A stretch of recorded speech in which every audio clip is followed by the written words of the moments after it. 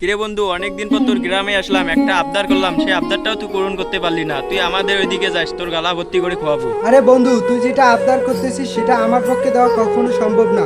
বন্ধু, তোর খাওয়ার কোনো কমতি রাখছি? তুই খা, তোর যা মন চাই খা, যা মন চাই কর, যেটে মন চাই যা। কিন্তু বন্ধু, মালটাতের বিষয়ে আমি নাই। আমার ফ্যামিলি ওরকম না, আর ওসব মেনেও নিবে না। ওটা খাওয়া বলতে যা মন চাই কর, যা মন চাই খা, যথেষ্ট পরিমাণ আমার অ্যাবিলিটি আছে।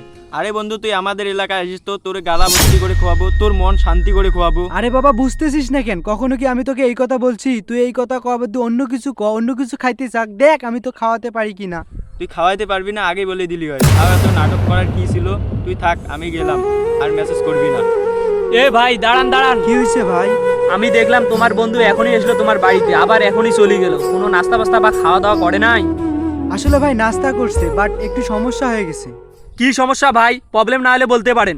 আসলে ভাই তেমন কোনো সমস্যা নাই, সমস্যা হলো একটু ও আমার কাছে এসে উল্টাপাল্টা জিনিস খেতে চায়। বলেন ভাই, আমার পরিবার কি ওই রকম? আর ভাই আমি কি ওই রকম?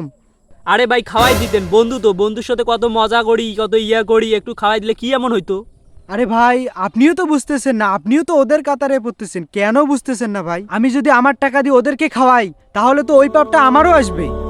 আরে ভাই, আমি চাই না ওদের জন্য আমার পাপ হোক। আল্লাহ আমাকে অনেক টাকা পয়সা দিয়েছে, সবকিছু হালাল পথে, আর হালাল পথের টাকা কখনো আমি হারাম পথে নষ্ট করতে পারবো না। হ্যাঁ ভাই, ঠিকই বলেছেন, আপনার কথায় যুক্তি আছে। ওই বন্ধু চলে গেছে, ভালো হয়েছে। ওই বন্ধুর কারণে মহান আল্লাহর কাছে ধরা খেতে পারবো না। হ্যাঁ ভাই, আপনি ঠিকই বলেছেন, এই বন্ধুদের জন্য আমরা অনেক পাপ করি, আর আমারও ভুল হয়েছিল ওদের পক্ষে কথা বলার জন্য। হ্যাঁ ভাই, আপনি বুঝতে পারছেন, এই জন্য আপনাকে অনেক ধন্যবাদ। সমাজে এরকম হাজারো মানুষ আছে যারা শুধু বন্ধুর কারণে মহান আল্লাহকে ভুলে যায়।